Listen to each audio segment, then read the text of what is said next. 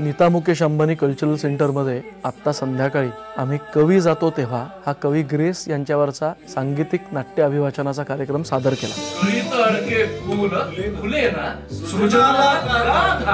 अग्नीमधल्या सोन्यालाही जरा आला वाक।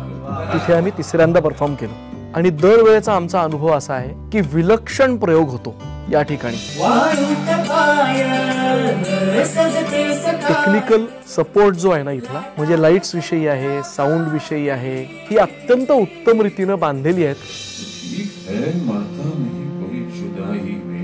खुदा किसी को किसी से मगर जुदा ना करे।